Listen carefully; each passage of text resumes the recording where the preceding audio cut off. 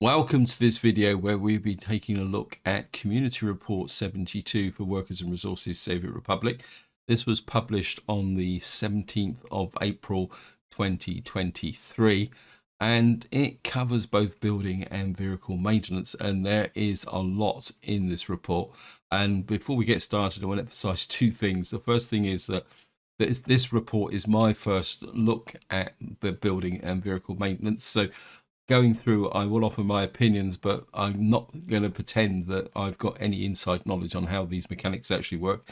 The other one is some of the pictures in this report talk about things which have got very small print. What I would do is try and explain what I'm looking at, because I'm aware that if you're watching this on a small screen or something like that, you won't see the print. In fact, there's a couple of them where even I have difficulty reading this on a big monitor. Anyway, let's just get straight in and see what the devs have got to say. It says, "Greetings, dear comrades of the Soviet Republic and fellow fans of the game. Thanks to the unwavering determination and tireless efforts of our esteemed development team, we are proud to announce the new feature that will elevate the level of our game to unprecedented heights. As we march forward towards a brighter future, we must ensure that our transportation and infrastructure remain strong and resilient. That is why we are introducing the vehicle aging and building deterioration system, which will simulate the natural wear and tear occurs over time. But fear not, comrades, we have also implemented a robust maintenance system to keep our buildings and vehicles in top condition. After all, a strong and prosperous Soviet Republic relies on a well-maintained infrastructure." So the first picture here is obviously a truck that's got maybe a bit of a poor level of maintenance. In fact, it looks like just about ready to fall apart, actually. And I think this is going to make looking at some of the vehicles when you're actually playing pretty interesting, actually. So moving down, it says building maintenance. Comrades, the buildings of our Soviet Republic are not just lifeless structures. They are the very essence of our prosperity and glory. However, even the mightiest buildings can suffer from the effects of time and neglect. If we do not take care of them, they may crumble into ruins, bringing our great nation down with them. So we got a couple of pictures before. I'm just going to go down and read the paragraph below, and then we'll come back up and look at the pictures. There's the building maintenance system in the game will simulate real-world building maintenance while also considering the gameplay elements. Players will be able to use construction offices to perform maintenance tasks. One challenge of building maintenance is that repairs can often disrupt the normal function of the building. To address this issue, the game will allow players to perform maintenance of buildings while they continue to be in use. However, some types of structure may experience reduced productivity during the maintenance period. When buildings need maintenance, players will be able to see its current state and wear and tear on the building. As cracks and drips, construction offices will automatically search for reconstruction sites in their range and then bring resources required for construction, such as steels, bricks, prefabs, etc., to the site together with the workforce and cranes needed to complete the job. The cost of maintenance will depend on the type of building and its current condition. So that is an overall description of how building maintenance is going to work. And we'll start with the picture at the top. And what we got here is an example of the one on the left is a block of flats. As you can see, it's actually highlighted here. And if you look below where it's got the big red cross where we allocate workers to specific jobs, there's another section below, or two sections below this. The one above says building maintenance. It says wear and tear 91%, which is obviously reflected in the state of the building. And then below that it says internal garbage container stands at 3%, and it looks a mixed waste of 0.1 tons. So what we got here is just an indicator of the building's wear and tear. Now the information screen on the right is for a similar block of flats. It says block 8. So I'm assuming that maybe this is going across the list of buildings here. The one that I highlight is 6, the one next to it is 7, the one at the end is 8. And it says right down at the bottom here in very small print, it says building maintenance wear and tear 1%. So what it's doing is showing the difference between the wear and tear on the buildings and how you'll be able to see it. I think the next picture is just another picture. I think this is a hospital, isn't it? That's obviously experiencing wear and tear as well. Wow. That's going to make life very interesting, especially if buildings suffer from reduced performance. Now, the main thing I'm going to take away from this is the fact that it looks very much like what we're going to have to do is leave construction offices covering towns with the necessary equipment. Because what it's saying in here is steels, bricks, and prefabs. As it mentions in here, that you've got to repair the buildings with steels, bricks, and prefabs, etc. I think that's going to have a big impact on the types of building you're going to, well, build, because obviously if you put up a big city full of prefabs, you're going to need lots of prefabs and possibly steel to keep them in good maintenance. That is going to be very interesting, especially as it says that the workforce and cranes needed to complete the job. The question I've got is whether the construction offices will have to, well, I assume they will have to deliver the repair items to the building, and then it will need a workforce and cranes to actually do the repair. That means you're going to have a repair construction office in every town that will have access to an open store with the necessary equipment. And we also be interested to see whether it actually will include electronics in, say, a power station or sort of building like that. That means you're going to have a standing workforce in the form of a construction office going around doing the regular maintenance there. The one thing it no feel for at the moment is whether you'll be able to set a level of when those vehicles go out, because we don't actually have a picture of the construction office. Because obviously, you should really have a threshold in the construction office to say when a building, say, drops to 70 or 80%, then go out and repair it.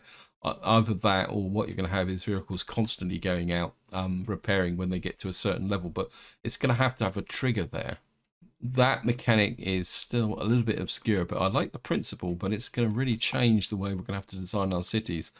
It also means that the days of long range construction may be over, because we're going to have to, in fact, I would imagine expanding, you're going to have to leave at least one construction office, assuming that it have a 3 kilometer coverage, to be able to go out and maintain the building. But of course, the bigger the area, the more construction offices you're going to want, and the more resources. I think distributing the resources is going to be a very interesting challenge, especially in realistic mode. Anyway, so we're just going to move down to the next section, which is vehicle maintenance. Above here, we've got a picture of, I'm assuming this is our garbage truck fleet. It looks like they're all pretty rusty here as well. Again, the first thing that strikes me is that, I mean, I think we've all got the habit. We put together, say, a technical office, and then we buy 7 or 8 snowplows in one go. What it might pay is to phase them in so that you don't have them all kind of falling apart at the same time. Anyway, that's just a quick thought. So we can move down to the vehicle maintenance. It says, vehicle maintenance. Comrades, as we march forward towards a glorious future, let us not forget the importance of our vehicles in transporting goods and comrades over vast distances. These vehicles, just like our buildings, must be maintained to ensure they continue to serve the needs of our Soviet Republic. It says, as our vehicles age, they will show signs of wear and tear, such as rust. Our specialized repair stations will be able to handle any type of vehicle, whether it be road, train, aircraft, or ships. These repair stations are the lifeline of our transportation network, ensuring that our vehicles continue to function at their best. Again, I'm just going to keep reading, and then we'll come back and look at the pictures. Regular line vehicles such as buses will visit their repair stations directly, while vehicles working in a specialized building will be repaired directly in their workplace. And if those vehicles that don't move on roads, our repair stations will have a new automatic connection with nearby rail depots, airport parking, heliports, and harbours to ensure they can be serviced. Interesting. I'm just going to do the final paragraph here. We must not forget that broken down vehicles can cause traffic jams and delays, leading to decreased productivity and unhappy citizens. By setting repair intervals and regularly maintaining our vehicles, we can keep our transportation network running smoothly and efficiently. The one thing they don't mention based on that final paragraph is, if a vehicle breaks down on the road, how is it recovered? Or does it just disappear over time, or be scrapped or salvaged? We'll come back to that. We'll just take a look at the picture. So what we got here is a repair station. It says small, so obviously there's going to be different sizes. It's got a lot of text here. So what we got here is obviously going to need a workforce. It's obviously got a limit to, it says vehicles 3, covered, covered, covered. I'm not sure what those 3 vehicles are unless they're actually the repair vehicles that would go out and repair in other locations, like it said, buildings with fixed, like construction office.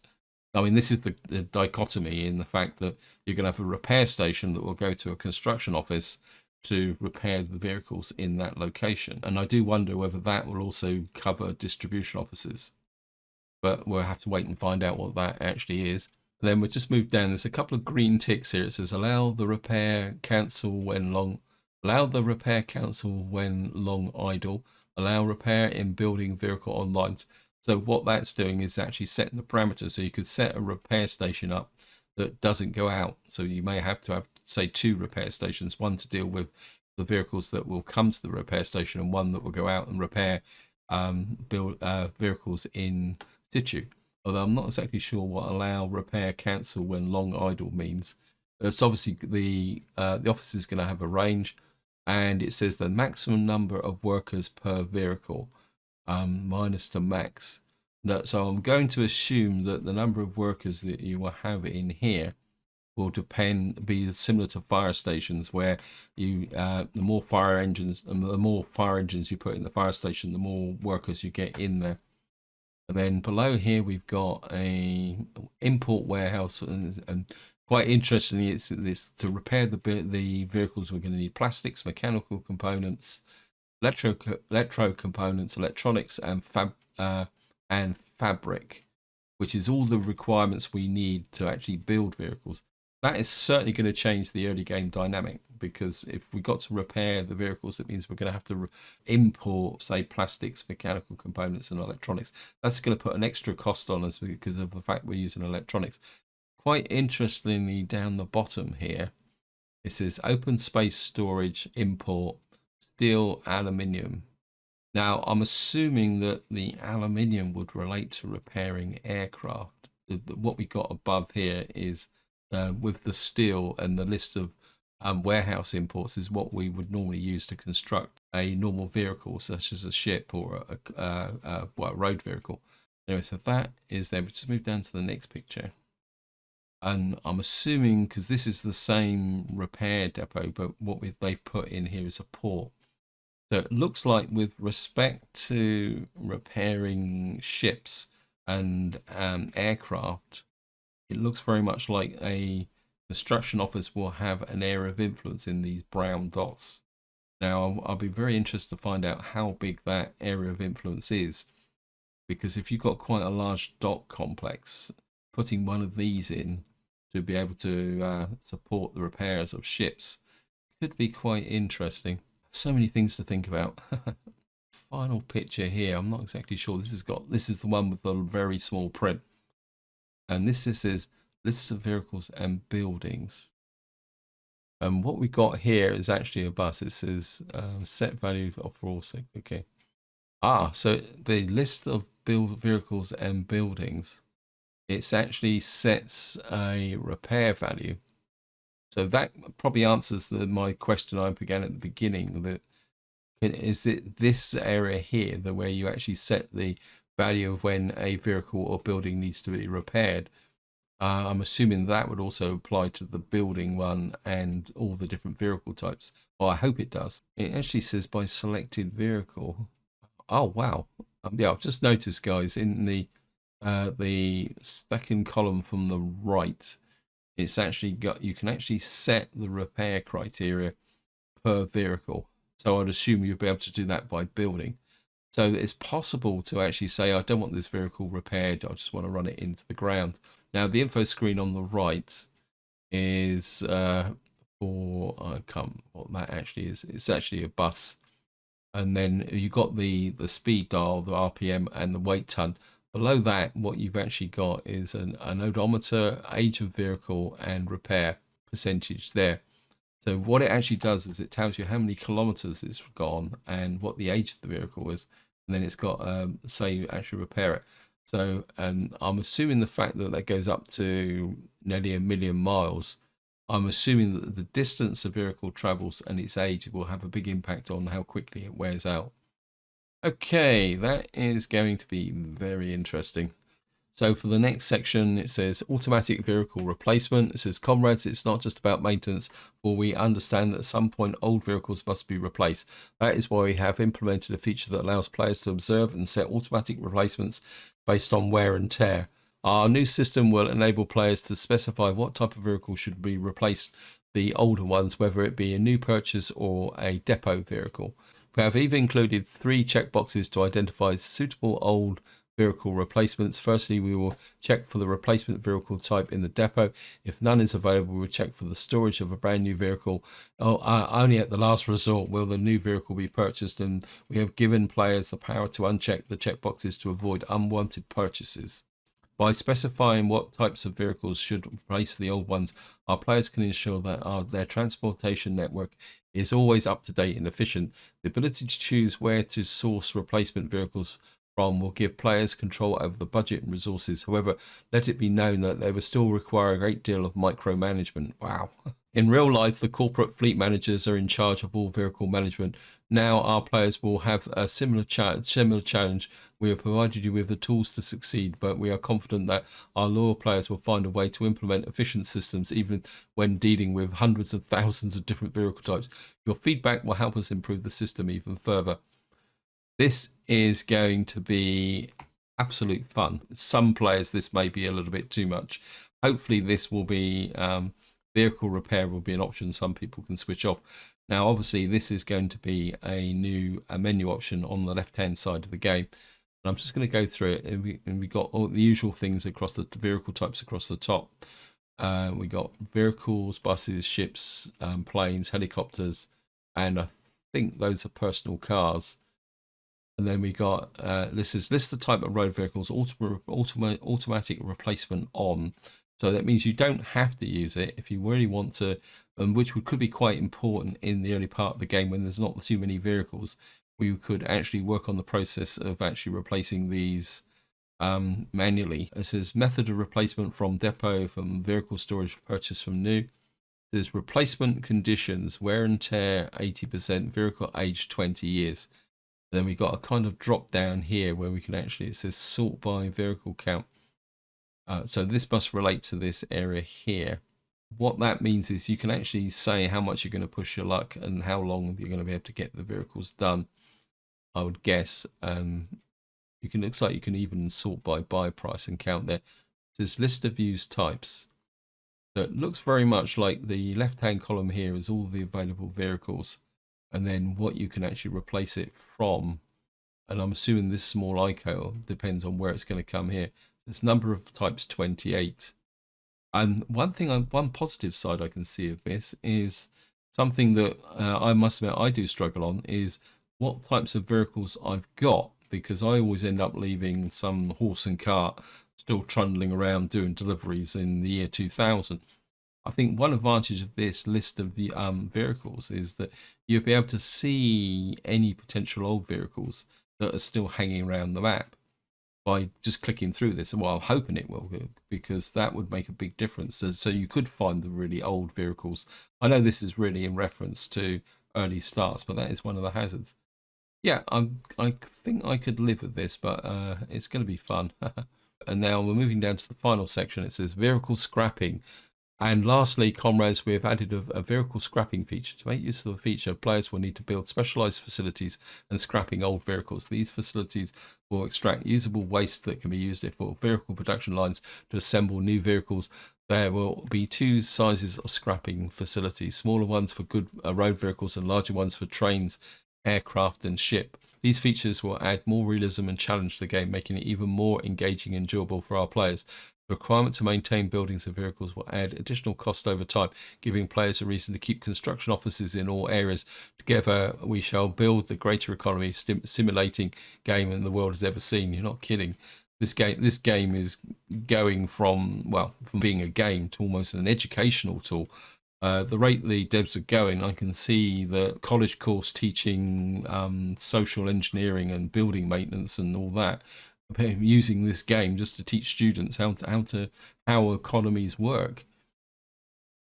Right, we'll just take a quick look at the picture. It says vehicle scrapping. And again, we've got a scrapping facility here. And what we got is workers, current production. What they don't say is, well, I presume you'll be able to set a criteria to say, right, when a vehicle's old, it can be scrapped. I would guess it's tied to this picture here, that if a vehicle's replaced, will they be sent for scrapping? Uh, that could be interesting. And it says open storage, so the vehicles will come in and be scrapped here. It says mechanical components, electrical components, aggregate storage, and then it's got mixed waste. Now, one thing that springs to mind for once you've got an economy up and mature, if you are scrapping vehicles, the question is, because it actually says it in so maintain, where is it, rural production lines, assemble new vehicles. So I just wonder whether if you've got a vehicle scrapping scheme, whether the output from that could then be fed into the vehicle maintenance system up here. Because if you can retrieve, say, electronics and electro components and fabric, you could possibly get a closed or a semi-closed system of vehicles being scrapped, but you'd have to scrap a lot of vehicles very quickly. Now, the one thing that I think the devs may be glossing over slightly at the moment, but because it's not fully developed, is the fact that they're not mentioning was it ships and trains. Now, the ships, I can imagine the ships just going to a shipping scrapyard. The same with aeroplanes. Trains could be a different proposition, because if you've got a rail scrapyard, thought that comes to mind straight away is if you say you're using fuel powered trains or diesel trains, will the train be able to get to the scrapyard? That's what comes to mind for me, because obviously, I mean, if you've got electric trains, that might be okay, but that could be an issue with trains. And also, another one that's just hit me is trams and trolley buses, because trams can't go somewhere unless they've got rails, and the same with trolley buses. That poses a question to me as whether you could say collect a vehicle from, say, a tram depot and then actually send it to a scrapyard. Anyway, I'm getting way beyond my remit. As I said at the beginning, I've got no insight into how the devs are thinking about that. But that final point is something that did strike me, that as the same way as you deliver vehicles from the border to a depot, there a way that you could get the vehicle, a vehicle you want to scrap from the depot and send it to a scrapyard. Because then you could just send it to an ordinary scrapyard like this if it's a trolley bus, because basically it would be delivered by truck. But the big one that I'll be very curious to find out about is whether is how you're going to scrap trains. So we'll just do the outro. It says, comrades rejoice, our glorious efforts to revolutionize the gaming industry continue with the addition of the new features. We hope that we hope that you, fellow citizens, appreciate the fruits of our labor and continue to support our cause. Be sure to stay tuned for our next report as we strive to push the boundaries of what is possible in the gaming world. In the meantime, go out and enjoy life, and remember that there's always fun while embracing it, ideals and greatness. I can honestly say that with this new mechanic, the devs are certainly pushing the boundaries of gaming to a completely different level. I think when this update drops, we're going to have to completely relearn the game, especially if you're playing with this on realistic mode. The whole logistics model for getting resources around the map and building up your economy is going to be fantastic. Anyway, guys, this is where I'm going to leave it. Hope you enjoyed this video. Hope you found it interesting. Any comments, opinions, feel free to chuck it in the video description and we'll have a chat about it. So until next time, whatever you do, enjoy your gaming.